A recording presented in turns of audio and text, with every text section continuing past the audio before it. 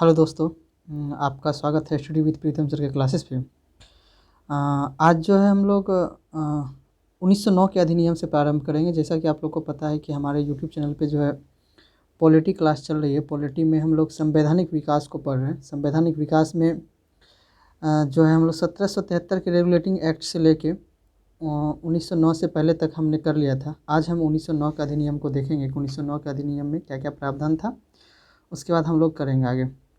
चलिए देखते हैं। सबसे पहले कहा जाता है कि 1909 का जो अधिनियम है, 1909 के अधिनियम को मार्ले मिंटो अधिनियम के नाम से भी जाना जाता है। तो मार्ले मिंटो सुधार के अधिनियम के नाम से भी ये चीज़ को जाना जाता है। याद रखिए 1909 के भारत शासन अधिनियम को अन्य किस नाम से जाना जाता है, तो याद रखिएगा मार्ले मिंटो सुधार के नाम से भी जाना जाता है। चलिए ठीक है, अब हम लोग जो है इसको आगे बढ़ते हैं। हम लोग ये देखते हैं, आगे हम लोग देखते हैं कि आगे जो आएगा कहता है भारत शासन अधिनियम 1909 किस वर्ष लागू हुआ था, तो जनवरी 1910 में लागू हुआ था। याद रखना जो भी अधिनियम बन के आता था वो साल के अंत में बन के आता था। फिर जाके जो है आगामी, जैसे कि हमने बताया था कि 1773 का जो रेगुलेटिंग एक्ट था, 1773 का रेगुलेटिंग एक्ट भी जो है 1784 में लागू हुआ था। उसी तरह जो है भारत शासन अधिनियम जो है 1909 में आया था, लेकिन लागू कब हुआ था, 1910 में लागू हुआ था। चलिए फिर अगला सवाल देखते हैं कि 1909 के अधिनियम के द्वारा वायसराय को केंद्रीय परिषद में अतिरिक्त सदस्यों की संख्या बढ़कर कितनी हो गई थी, 60 हो गई थी।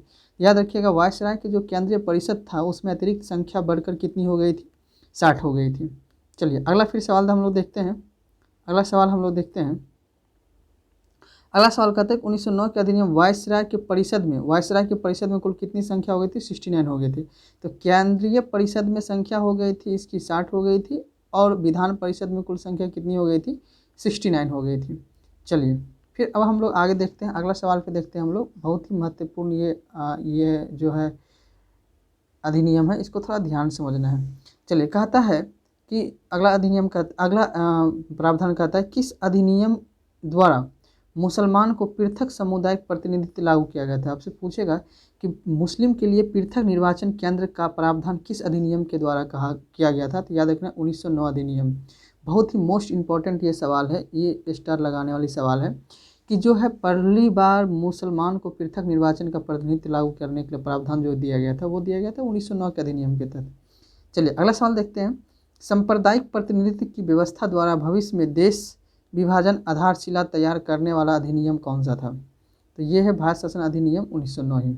तो सांप्रदायिक प्रतिनिधित्व की व्यवस्था द्वारा भविष्य में देश विभाजन की आधारशिला तैयार करने वाला कौन सा था, यही था। क्योंकि देखिए ये इसलिए अधिनियम था कि जो विभाजन की रूपरेखा तैयार किया था वो था कि मुस्लिम को पृथक निर्वाचन यानी मुस्लिम को अलग निर्वाचन केंद्र देना।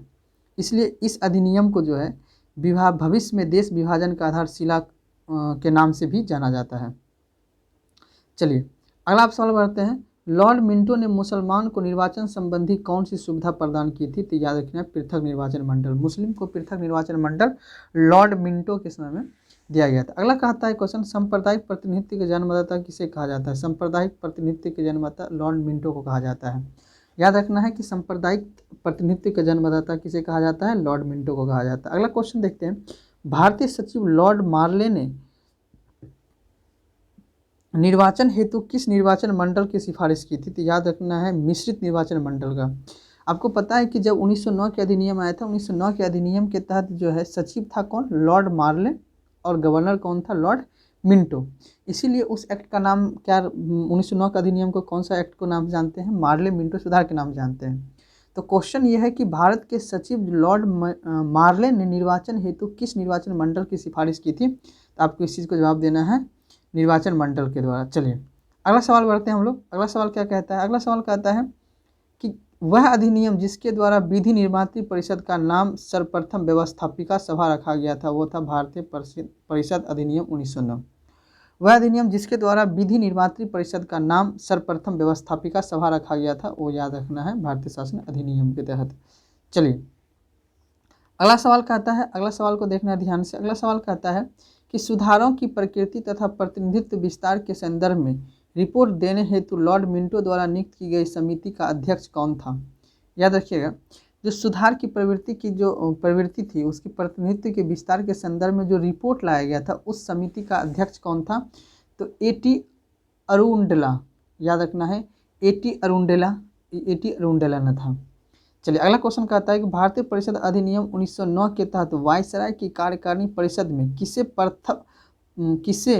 प्रथम भारतीय सदस्य के रूप में नियुक्त किया गया था? सत्येंद्र नाथ सिन्हा को। याद रखना है कि पहली बार जो है भारतीय मतलब 1909 के तहत जो है वायसराय के कार्यकारिणी परिषद में किसे प्रथम बार यानी भारतीय सदस्य को रखा था? तो वो था सत्येंद्र नाथ सिन्हा। चलिए अगला सवाल को देखते हैं हम लोग। अगला सवाल क्या कहता है?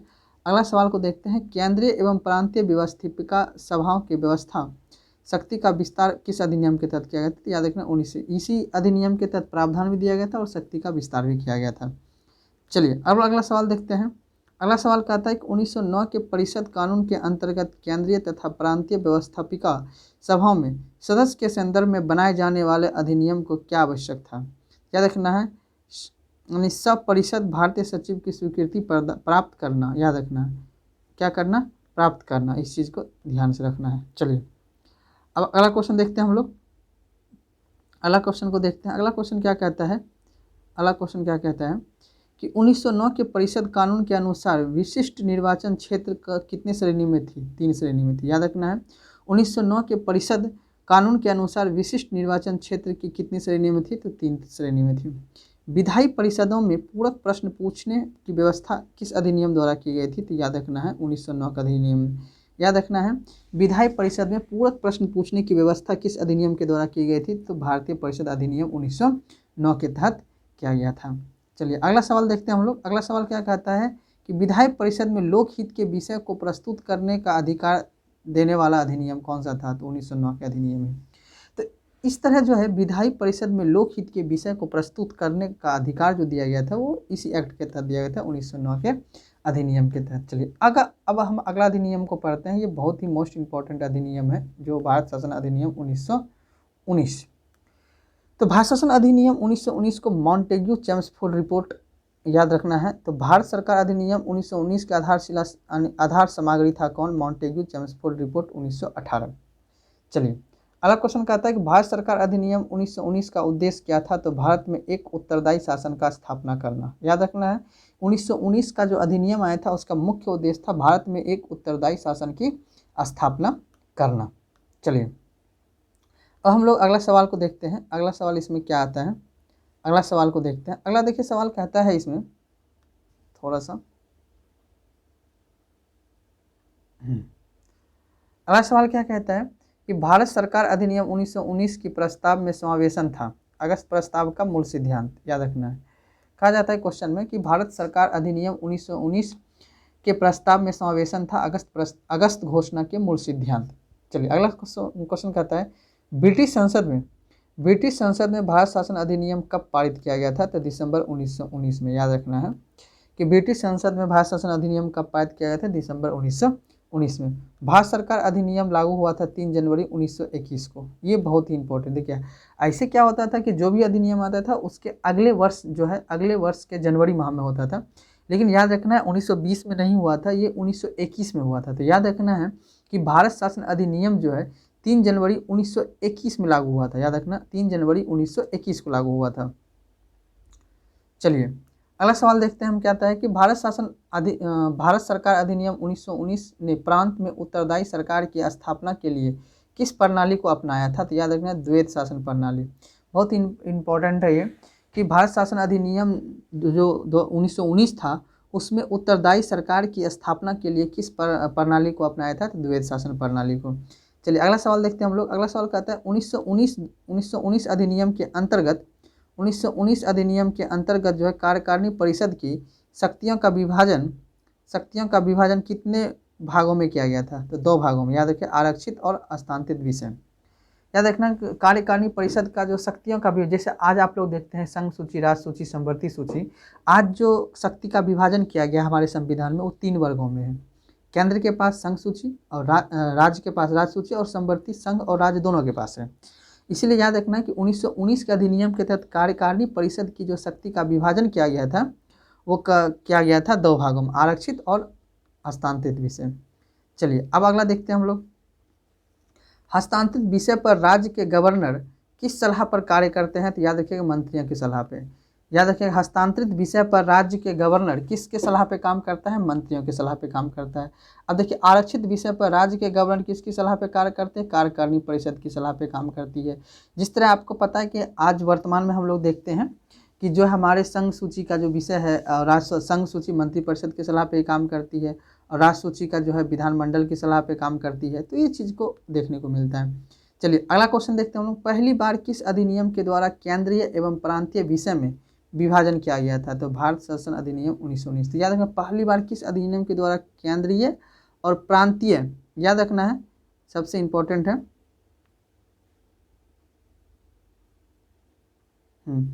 कहता है केंद्रीय और प्रांतीय विषय में विभाजन किया गया था। तो याद रखें 1919 के अधिनियम के तहत।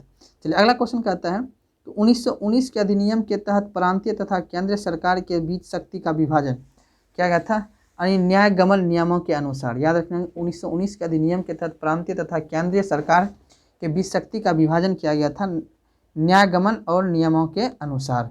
चलिए अगला सवाल देखते हैं हम लोग। अगला सवाल क्या कहता है? अगला सवाल कहता है कि भारतीय संविधान में सरकार को एकात्मक एवं संघात्मक परिवर्तित करने हेतु पृष्ठभूमि तैयार करने वाला कानून कौन सा था? भारत शासन अधिनियम 1919। इसी को याद रखना है कि भारत संविधान में सरकार को एकात्मक से संघात्मक में परिवर्तित करने हेतु पृष्ठभूमि तैयार करने वाला अधिनियम कौन सा था? तो भारत शासन अधिनियम 1919, यानी सरकार को एकात्मक से संघात्मक के रूप में जाना। देखिए अगला सवाल बहुत ही इंपॉर्टेंट है। 1919 के अधिनियम के अधीन केंद्रीय तथा प्रांतीय सरकार, याद रखना है, केंद्रीय और प्रांतीय सरकार के मत विवाद की स्थिति में मान्यता मत किसका होता था? तो केंद्र का होता है। जिस तरह आज भी देखते हैं कि अगर समवर्ती सूची के विषय पर अगर केंद्र और राज्य के मध्य जो है मतभेद की स्थिति उत्पन्न होती है तो वहाँ पे केंद्र की शक्ति को ही माना जाता है। उसी तरह ये प्रावधान आपके 1919 के अधिनियम में ही देखने को मिलता है। चलिए अगला कहता है कि 1919 के अधिनियम का झुकाव किस तरफ था? संघात्मक सरकार की तरफ था। किसके तरफ था? संघात्मक सरकार की तरफ था। चलिए अगला सवाल देखते हैं। भारत सरकार अधिनियम 1919 के अनुसार प्रांतीय स्तर पर विषयों में भ्रम की स्थिति किसका स्पष्टीकरण मत एवं निर्णय अंतिम होता था? गवर्नर का। याद रखिएगा कि केंद्र और यानी कहा जाता है प्रांतीय विषय में जो भ्रमित की या विवाद की स्थिति उत्पन्न होता था उसे स्पष्टीकरण या मत एवं निर्णय का अंतिम अधिकार किसके पास होता था? गवर्नर के पास होता था। चलिए अगला सवाल देखते हैं हम लोग। अगला सवाल क्या कहता है? अगला सवाल बहुत ही इंपॉर्टेंट है। भारत में गवर्नर के अधीन कितने प्रांत में द्वैध शासन प्रणाली था? 9 प्रांत में। याद रखना है कि भारत में जो गवर्नर के अधीन कितने प्रांत में द्वैध शासन प्रणाली चलाया जा रहा था? तो 9 प्रांत में चलाया जा रहा था। अगला क्वेश्चन आता है कि भारत सरकार अधिनियम 1919 भारत सरकार अधिनियम 1919 के अधीन प्रांतों में स्थापित होने वाले विधान परिषद किस प्रकार की थी? तो एक सदनीय थी। याद रखना है विधान परिषद जो थी कौन सा था? एक सदनीय था। चलिए अगला सवाल देखते हैं हम लोग। अगला सवाल क्या कहता है? अगला सवाल ही देखते हैं। किस अधिनियम के द्वारा प्रांतीय विधानसभाओं की एक पहली बार प्रत्यक्ष निर्वाचन प्रणाली अपनाई गई थी? तो 1919 के अधिनियम के द्वारा। याद रखना है कि किस अधिनियम के द्वारा प्रांतीय विधानसभाओं के लिए पहली बार प्रत्यक्ष निर्वाचन प्रणाली अपनाई गई थी? तो 1919 के अधिनियम के द्वारा किया गया था। चलिए अगला क्वेश्चन कहता है कि 1919 के अधिनियम के अंतर्गत प्रांतों में पृथक निर्वाचन क्षेत्र की व्यवस्था किन वर्गों के लिए की गई थी? तो सिखों के लिए किया गया था, भाषाई यानी भारतीय ईसाई के लिए किया था, यूरोपियों के लिए, आंग्ल भारतीयों के लिए भी किया गया था। जो यूरोपीय वासी होते हैं उनको आंग्ल भारतीय कहा जाता है कि जो यूरोपीय के जो व्यक्ति होंगे उसे आंग्ल भारतीय कहा जाएगा। चलिए अब देखते हैं अगला सवाल, देखते हैं क्या कहता है। चलिए अगला सवाल देखते हैं हम लोग। अगला सवाल पे आते हैं हम लोग। चलिए अगला सवाल कहता है कि 1919 के अधिनियम के अनुसार किन विषय पर भारतीय यानी इंडियन काउंसिल का मत अति आवश्यक था? आय व्यय तथा अखिल भारतीय सेवा संबंधी नियम पे। याद रखना है जो 1919 के अधिनियम था वो जो किन विषय पर यानी कि जो भारतीय इंडियन काउंसिल का जो मत अति आवश्यक था यानी कि अनिवार्य था, तो वो था आय व्यय से संबंधित या अखिल भारतीय सेवा संबंधित कोई अगर नियम बनाया जा रहा है उससे भारतीय परिषद का मत लेना अनिवार्य था। चलिए अगला सवाल देखते हैं हम लोग। अगला सवाल क्या कहता है कि किस अधिनियम के द्वारा लंदन में भारत के उच्च आयुक्त के कार्यालय का सृजन किया गया था? तो 1919 के भारत शासन अधिनियम के द्वारा। याद रखना है, भारत शासन अधिनियम 1919 के अधिनियम के तहत जो भारत के उच्च आयुक्त कार्यालय का सृजन किया गया था। देखिए अगला क्वेश्चन कहता है किस अधिनियम के द्वारा प्रावधान किया गया कि केंद्रीय बजट एवं प्रांतीय बजट पर अलग अलग पेश होगा? तो भारत शासन अधिनियम। याद रखना है, बजट पर बहस करने का जो प्रावधान दिया गया था वो पीछे के एक्ट में दिया गया था, लेकिन याद रखना है कि केंद्रीय बजट एवं प्रांतीय बजट अलग पेश होंगे वो भारत सरकार अधिनियम 1919 के द्वारा ही किया गया था। चलिए अगला सवाल देखते हैं हम लोग। अगला सवाल कहता है किस अधिनियम के द्वारा पहली बार लोक सेवा आयोग की स्थापना की गई थी? तो इसी अधिनियम के द्वारा, भारत शासन अधिनियम 1919 के द्वारा। याद रखना है, लोक सेवा आयोग की जो स्थापना की गई थी वो भारत सरकार अधिनियम 1919 के द्वारा किया गया था। अगला सवाल देखते हैं, भारत सरकार अधिनियम 1919 के अधीन केंद्र सरकार में विहित विषय थे, यानी जो केंद्र सरकार के पास कौन कौन सा था? न्यायिक था, सेना था, बाह्य संबंध था, भारतीय राजाओं के साथ संबंध, रेलवे, डाक, तार, मुद्रा, ऋण, आय साधन, फौजदारी तथा दीवानी कानूनी, अखिल भारतीय, ये सभी जो प्रावधान था, ये सभी प्रावधान किस में था भाई साहब? ये था केंद्र के पास था। चलिए आगे बढ़ते हैं हम लोग, अगला सवाल देखते हैं हम लोग। राज्य के पास क्या क्या था? कहता है कि प्रांतीय सरकार के पास किस? स्थानीय शासन, शिक्षा, स्वास्थ्य, कृषि, उद्योग, बिक्री कर, सहकारी समिति, भूमि कर, प्रशासन, सिंचाई, न्याय, पुलिस, कारागृह, ये सब।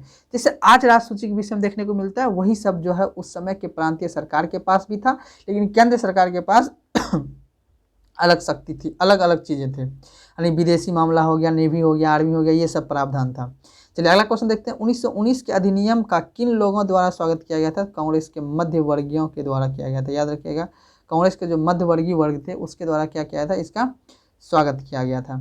चलिए अगला सवाल देखते हैं हम लोग। अगला सवाल कहता है कि मूडी मैन समिति किसके लिए गठित किया गया था? तो 1919 के अधिनियम के जाँच के लिए किया गया था। तो मूडी मैन समिति जो है 1919 के अधिनियम के जाँच करने हेतु किया गया था। अगला क्वेश्चन देखते हैं कि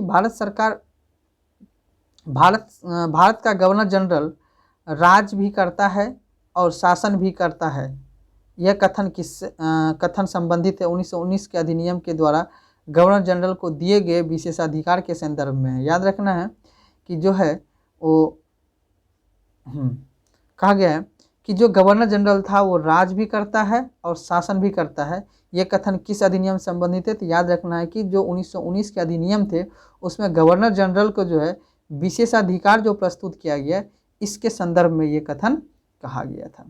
चलिए आगे याद रखना है।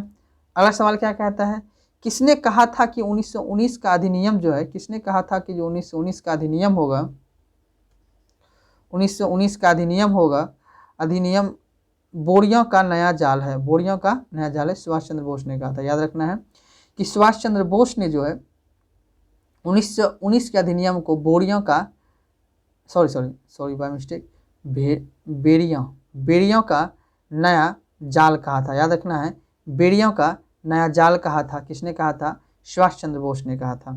चलिए अगला क्वेश्चन कहता है किस कथन की चेम्सफोर्ड सुधार भारत की आर्थिक शोषण तथा उसके परतंत्र बनाए रखने की प्रक्रिया के ही अंग थे? तो याद रखना है महात्मा गांधी। याद रखना है महात्मा गांधी। यानी चेम्सफोर्ड सुधार को भारत के आर्थिक शोषण तथा उसके परतंत्र बनाए रखने की प्रक्रिया के ही अंग थे, ये कथन किसका है? तो महात्मा गांधी का है। और याद रखना है 1919 के अधिनियम के बारे में सुभाष चंद्र बोस कहते हैं ये बेड़ियों का क्या है? नया जाल है। चलिए अगला सवाल, अगला हम आते हैं, अगला अधिनियम आता है। अगला अधिनियम है 1935 का भारत शासन अधिनियम। याद रखना 1935 का भारत शासन अधिनियम क्या कहता है?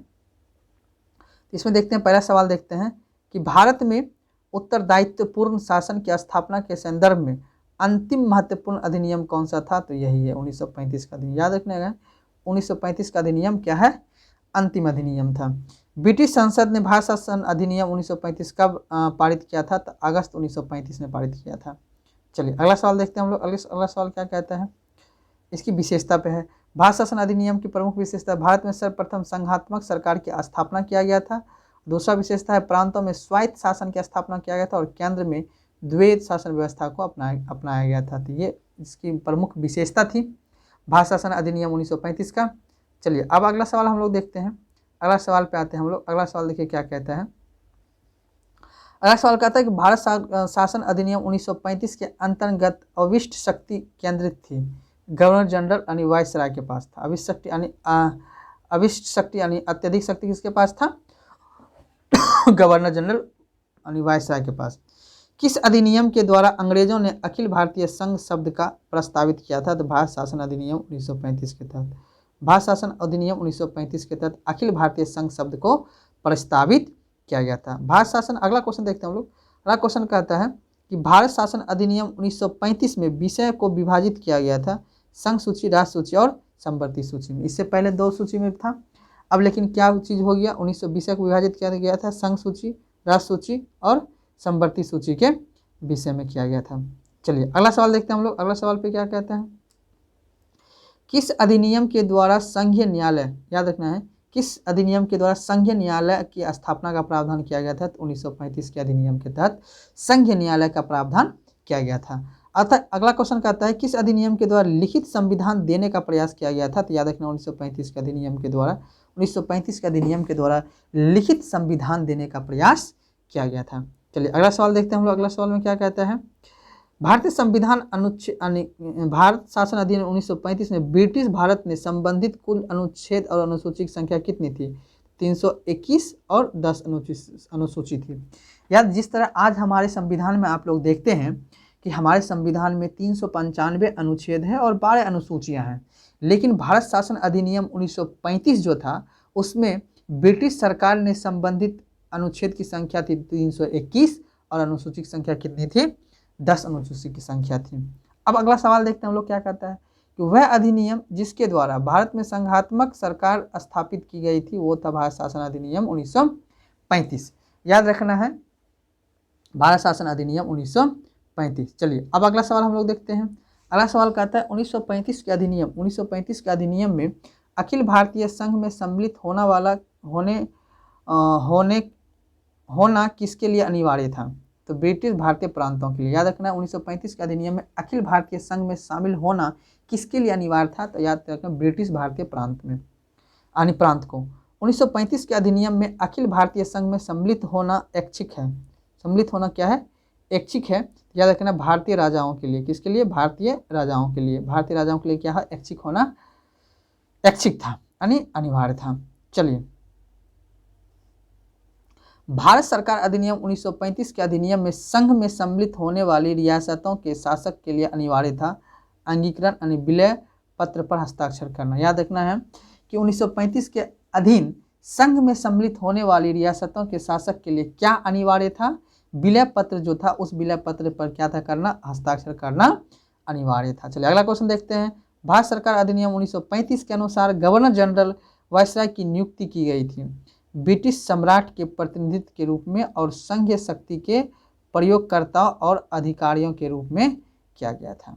याद रखना है कि जो अधिकारियों के रूप में किया गया था। चलिए अगला सवाल देखते हैं हम लोग। अगला सवाल कहता है कि भारत सरकार अधिनियम 1935 के अंतर्गत केंद्र तथा प्रांतीय सरकार के मध्य वैधानिक शक्ति के विभाजन हेतु कितनी सूची बनाई गई थी? याद रखना है 3 सूची बनाई गई थी, एक संघ सूची, एक प्रांतीय सूची और एक संवर्ती सूची। संघ सूची के अंतर्गत 59 विषय थे, 59 विषय थे और प्रांतीय के मध्य 54 विषय थे और संवर्ती सूची के मध्य कितने विषय की संख्या थी? तो 36 विषय की संख्या थी। चलिए अगला देखते हैं हम लोग सवाल क्या कहता है। अगला सवाल पे आते हैं 1935 के अधिनियम के अंतर्गत। याद रखना है 1935 के अधिनियम के अंतर्गत जो है संघीय सूची में रखे गए प्रमुख विषय कौन थे? तो याद रखना है सशस्त्र सेना, डाकघर, मुद्रा, रेल, विदेशी मामला, अखिल भारतीय सेवा, ये सभी किसके अंतर्गत आते थे? ये संघ सूची के अंतर्गत आते थे। वहीं पर अगला सवाल हम लोग देखते हैं। अगला सवाल कहता है कि भारत शासन अधिनियम 1935 के अंतर्गत किसी भी सूची में उल्लिखित नहीं किए गए विषय के संदर्भ में विधि निर्माण का अधिकार किसे दिया गया था? कहा जाता है कि जो कोई भी विषय में शामिल शब्द नहीं है, अगर उससे संबंधित अगर कोई कानून बनाना है तो वो गवर्नर जनरल के आदेश से केंद्रीय अथवा प्रांतीय सभा दोनों को था।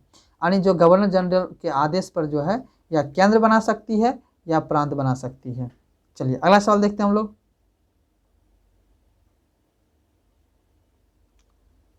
चलिए अगला सवाल देखते हैं हम लोग। अगला सवाल में क्या आता है।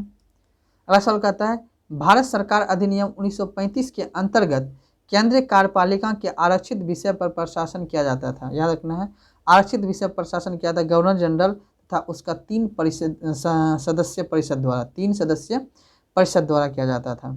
चलिए अगला सवाल पे हम लोग देखते हैं। अगला सवाल कहता है 1935 के अधिनियम के अनुसार केंद्रीय कार्यपालिका हस्तांतरित विषय का प्रशासन किया जाता था। तो याद रखना है गवर्नर जनरल तथा उसके मंत्रिमंडल द्वारा। चलिए अगला सवाल देखते हैं हम लोग। अगला सवाल क्या कहता है कि भारत सरकार अधिनियम 1935 में मंत्रिमंडल की बैठक की अध्यक्षता का अधिकार किसे प्रदान किया गया था। तो गवर्नर जनरल एवं वायसराय, यानी वायसराय को किया गया था। किसको किया गया था? वायसराय को यह अधिकार प्रदान किया गया था। चलिए भारत सरकार अधिनियम यानी 1935 के अनुसार केंद्रीय कार्यपालिका के आरक्षित विषय के संदर्भ में गवर्नर जनरल किसके अधीन था? भारत सचिव के अधीन था, भारत के सचिव के अधीन था। चलिए अगला सवाल देखते हैं हम लोग। 1935 के अधिनियम के अनुसार केंद्रीय मंत्रिमंडल के सदस्य की नियुक्ति और पदायुचित केंद्रीय विधानसभा का सत्र आहूत करना और विधेयकों पर स्वीकृति की घोषणा करने का अधिकार किसे था? तो गवर्नर जनरल के पास ही था। याद रखना है जिस तरह आज के जो है लोकसभा अध्यक्ष होते हैं या राष्ट्रपति होते हैं वो सदन को आहूत करते हैं, विधेयक को स्वीकृति घोषणा करते हैं, ये सभी बातें जो है आपके 1935 के अधिनियम के तहत किसके पास ये अधिकार था? गवर्नर जनरल यानी वायसराय के पास ही ये अधिकार था। चलिए अगला सवाल देखते हैं हम लोग। भारत शासन अधिनियम 1935 के अधीन संघीय विधानमंडल यानी व्यवस्थापिका सदस्य थी द्विसदनीय। कौन सा था? द्विसदनीय। 1935 के अधीन संघीय विधानमंडल यानी केंद्रीय विधानसभा के सदनों में प्रतिनिधि संख्या कितनी थी? उच्च सदन में 260 और निम्न सदन में कितना था? 375 सदस्य की संख्या थी। चलिए अब अगला सवाल देखते हैं हम लोग। भारत सरकार अधिनियम 1935 में निम्न सदन का कार्यकाल निर्धारित था। कितना था? 5 वर्ष था। निम्न सदन का कार्यकाल कितना वर्ष के लिए था? 5 वर्ष के लिए था।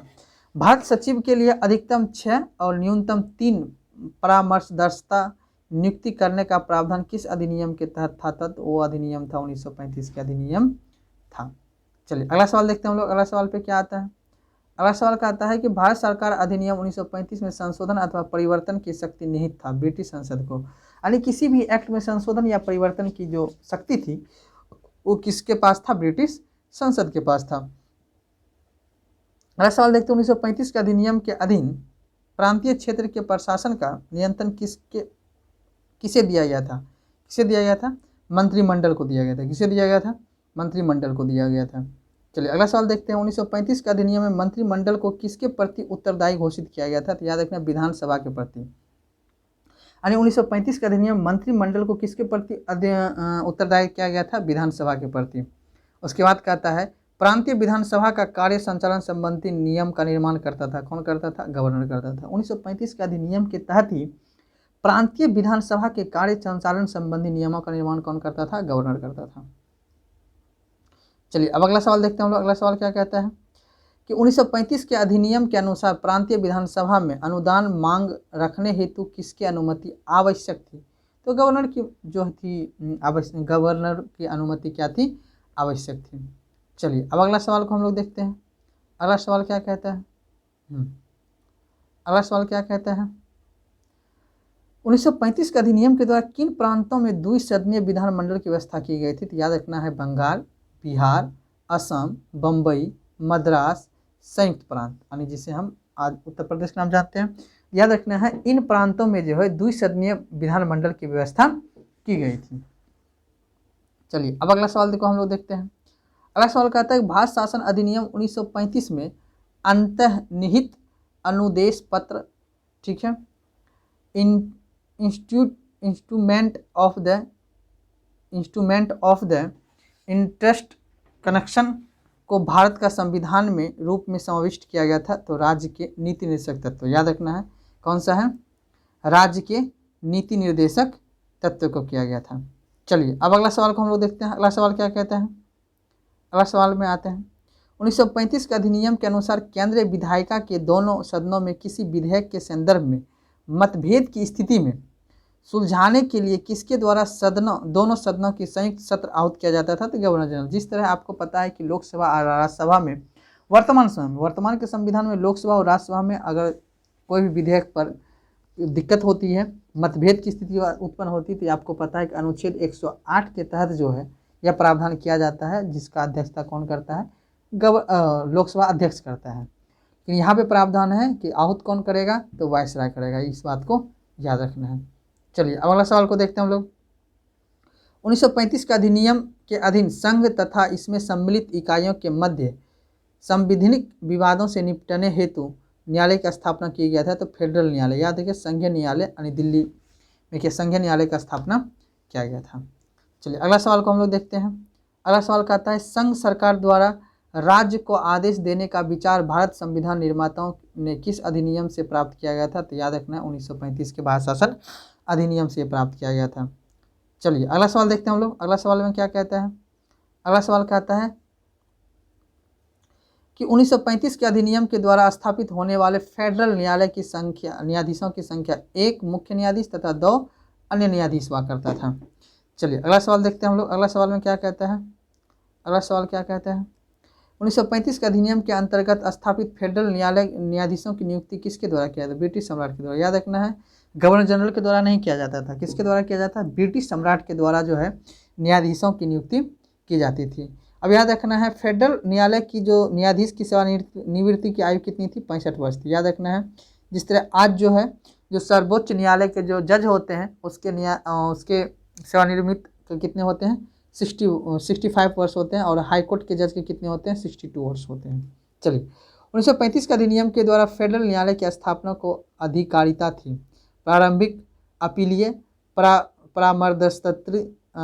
परामर्शदात्री अधिकारिता, यानी 3 तरह का इसके पास अधिकार था। एक परामर्शदात्री और अपीलीय और प्रारंभिक था। चलिए अगला क्वेश्चन देखते हैं हम लोग, क्या कहता है अगला क्वेश्चन में। 1935 के अधिनियम के अंतर्गत गठित फेडरल न्यायालय के निर्णय के विरुद्ध अपील किया जाता था कहाँ? प्रिवी काउंसिल में। याद रखें प्रिवी काउंसिल में किया जाता था। चलिए किस अधिनियम के द्वारा संवैधानिक निरंकुशता का सिद्धांत प्रवृत्त किया जाता है? तो भारत शासन अधिनियम 1935 के तहत। याद रखना भारत शासन अधिनियम 1935 के तहत संवैधानिक निरंकुशता का सिद्धांत प्रवृत्त किया जाता है। ठीक है, चलिए अगला सवाल देखते हैं हम लोग। अगला सवाल में क्या कहता है कि किस अधिनियम के द्वारा वर्मा तथा अदन को भारत शासन से पृथक कर दिया गया था? तो भारत शासन अधिनियम 1935। याद रखना 1935 के अधिनियम के तहत वर्मा को भारत शासन से क्या कर दिया गया था? अलग कर दिया गया था। चलिए अब अगला सवाल को हम लोग देखते हैं। चलिए अगला सवाल क्या कहता है, हम लोग ध्यान से इसको देखते हैं। चलिए अगला सवाल देखिए यहाँ पे।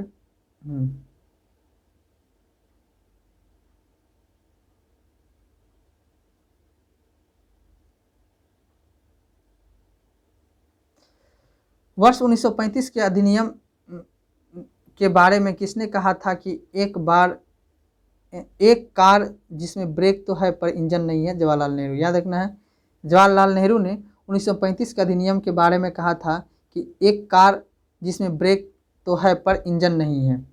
चलिए याद रखना बहुत ही इंपॉर्टेंट चीज़ है ये। ठीक है, बहुत ही इंपॉर्टेंट चीज़ है ये। चलिए अगला सवाल देखते हैं हम लोग।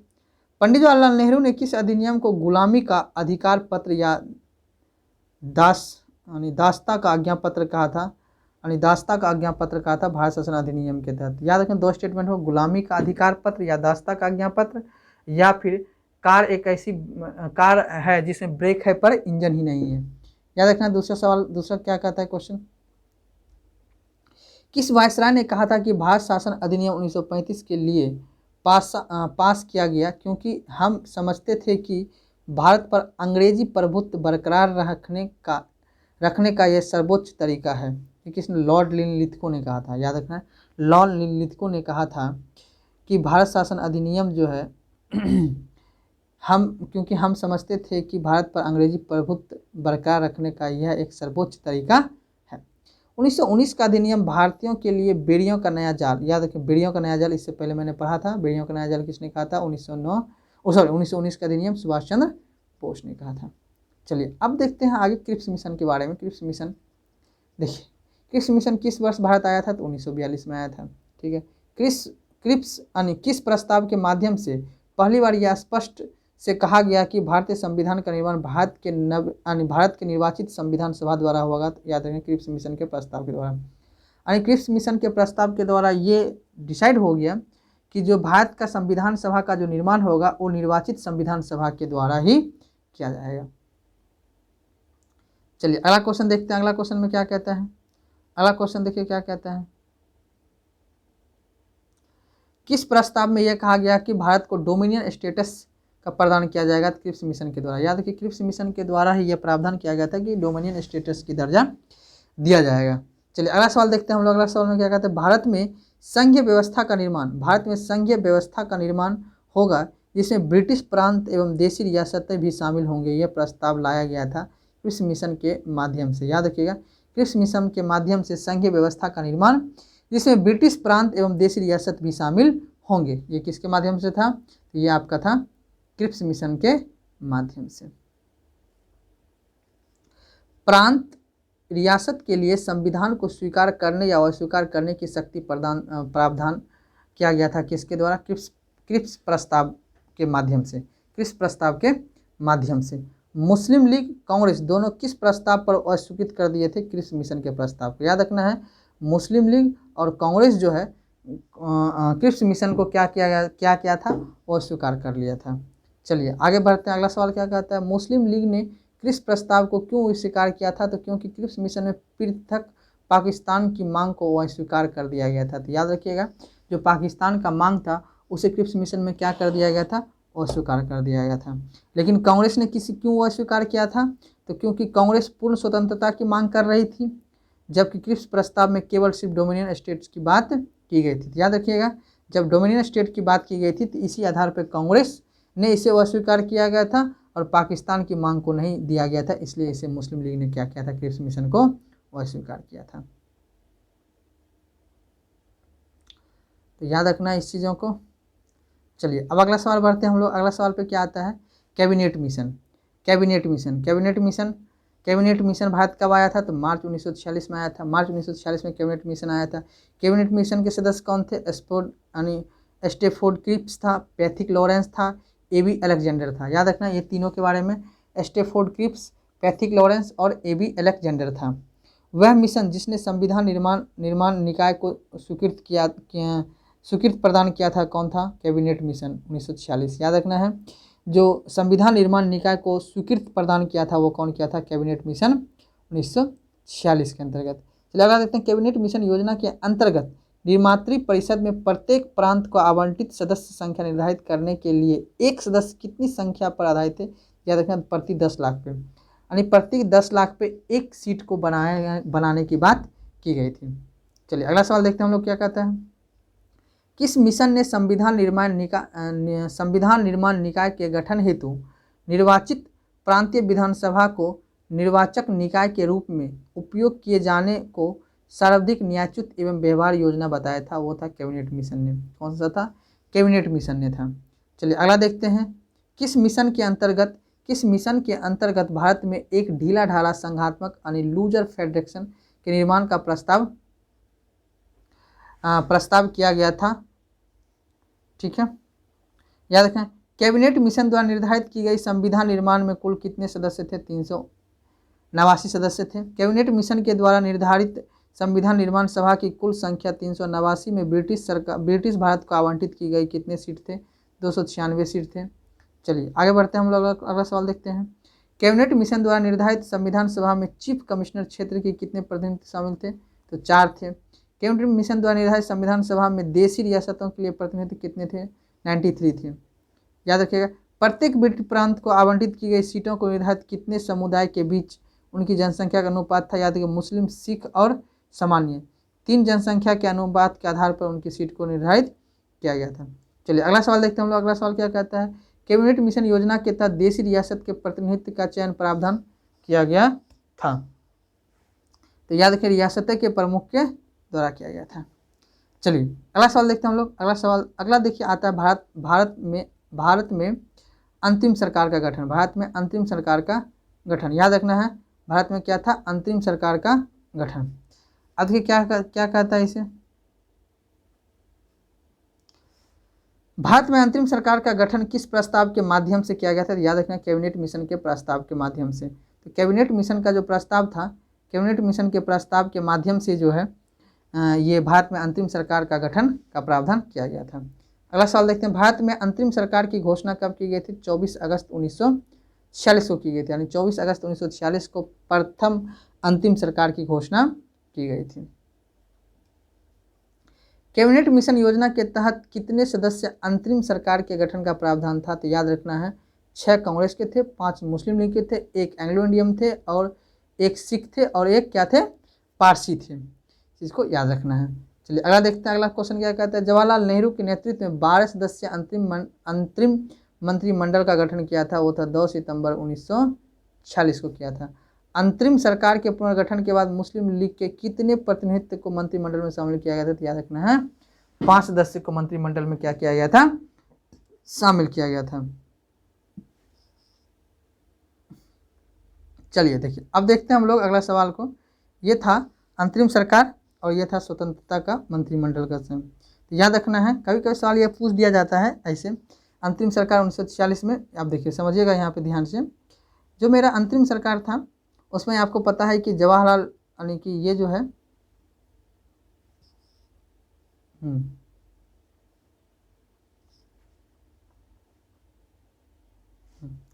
जवाहरलाल नेहरू वो क्या थे? उपाध्यक्ष थे, विदेश प्लस राष्ट्रमंडल मामले के। सरदार भाई वल्लभ पटेल गृह एवं सूचना प्रशासन विभाग के क्या थे? रियासत थे। लियाकत अली खां वो वित्त विभाग थे। बलदेव सिंह रक्षा विभाग के थे। अब चलिए आगे बढ़ते हैं हम लोग, अगला देखिए क्या थे? बलदेव सिंह।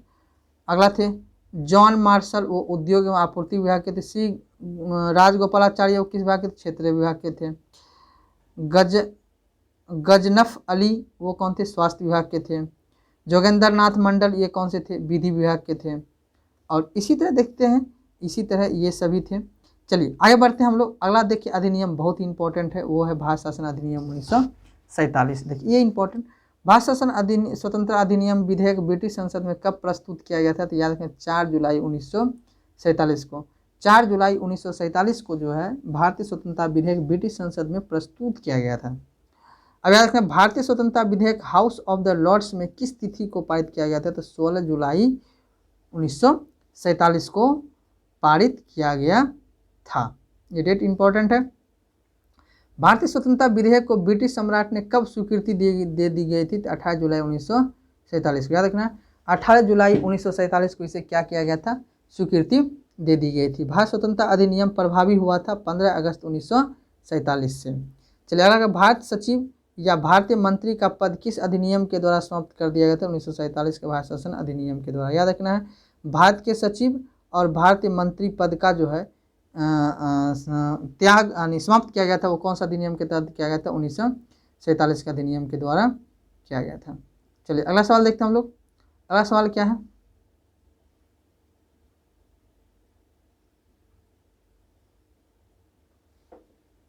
किस अधिनियम के द्वारा याद रखना है, किस अधिनियम के द्वारा जो है गवर्नर और गवर्नर जनरल का पद केवल संवैधानिक प्रावधान मात्र रह गया था?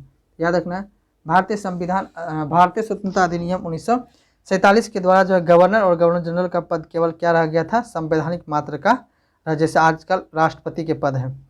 भारतीय स्वतंत्रता अधिनियम को किस योजना पर आधारित था? माउंटबेटन योजना के आधारित पे था। याद रखना माउंटबेटन योजना के आधारित पे था। किस कांग्रेसी सदस्य ने माउंटबेटन योजना को अस्वीकार किया था? बहुत ही इंपॉर्टेंट है, मौलाना अबुल कलाम। याद रखना है मौलाना अबुल कलाम जो थे, मौलाना अबुल कलाम आज़ाद ने माउंटबेटन योजना को क्या किया था?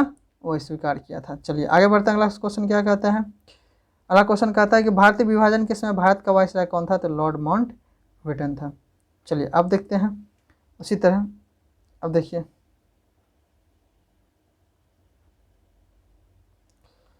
ये सभी एक्ट आ गए हैं। चलिए अब देखिए याद यहीं तक रहने देते हैं, यहाँ से संविधान का प्रावधान हो जाता है। देखिए अब यहाँ से हमें ये समझना है कि यहाँ से जो हम लोग का संविधान प्रावधान हो जाएगा, यानी संविधान का प्रारंभ हो जाएगा। तो देखिए हम लोग को ये समझना है यहाँ पे कि जो है संविधान का प्रावधान हो जाएगा। अब संविधान के बारे में हम लोग जानेंगे इस चीज़ के बारे में। देखिए फर्स्ट ऑफ ऑल क्या है, फर्स्ट ऑफ ऑल देखिए हम ये कहना चाह रहे हैं कि इस आज हमारा संवैधानिक विकास का एक्ट पूरा क्या हो गया? समाप्त हो गया। तो 1773 से लेके 1947 तक के एक्ट के बारे में हम लोग जान लिए। अब जो है नेक्स्ट क्लास में जो हम लोग पढ़ेंगे संविधान सभा के बारे में पढ़ेंगे, और फिर यहाँ से जो है प्रस्तावना में क्या प्रावधान था, फिर संविधान का प्रस्तावना का भाग 1, भाग 2, भाग 3, इसी तरह करते हुए हम लोग पॉलिटी को धीरे धीरे आगे हम ख़त्म करेंगे। ठीक है, आप लोगों का बहुत बहुत धन्यवाद।